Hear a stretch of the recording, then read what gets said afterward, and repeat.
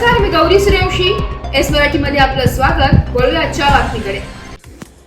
दिंडोरी येथे 9 जुलै देशव्यापी संपाला पाठिंबा देत मार्क्सवादी कम्युनिस्ट पक्षाच्या वतीने मोर्चा काढून येथील चौफुलीवर रास्ता रोको व विविध मागण्यांसाठी आंदोलन करून तहसीलदार मुकेश कांबळे यांना निवेदन देण्यात आले.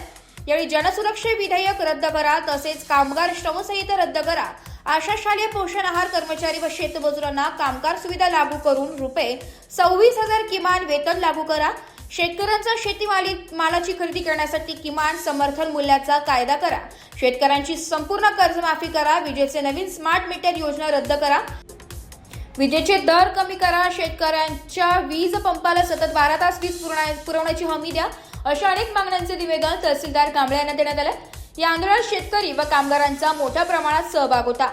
या मोर्चाचे नेतृत्व किसान सभेची जिल्हा सेक्रेटरी रमेश चौधरी, DYFY जिल्हा अप्पा वटाणे तसेच CIDUचे तालुका सेक्रेटरी भाऊसाहेब निकम, दिंडोरी CPMचे शहराध्यक्ष केशव बहिरम यांनी केले होते.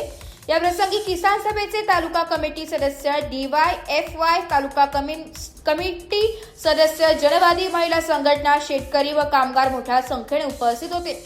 यावेळी दिंडोरी पोलीस ठाण्याचे पोलीस निरीक्षक रघुनाथ शेगर यांच्या मार्गदर्शनाखाली पोलिसांनी चोख बंदोबस्त ठेवला होता.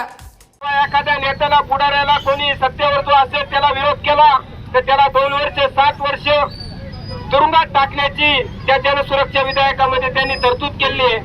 आणि ती तरतूद आणून पाडण्यासाठी आणि जनसुरक्षा विधेयक कायदा लागू करण्याचा त्यांनी घाट घातलाय.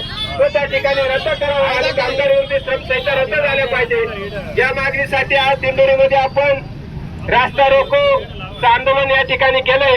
या ठिकाणी किसान सभे. एस मराठी न्यूज साठी प्रतिनिधी बापू चव्हाण, दिंडोरी. अशाच नवीन ताज्या घडामोडी जाणून घेण्यासाठी आमच्या एस मराठी न्यूज चॅनलला लाईक करा, शेअर करा, सबस्क्राईब करा आणि बेल आयकॉनला क्लिक करायला विसरू नका.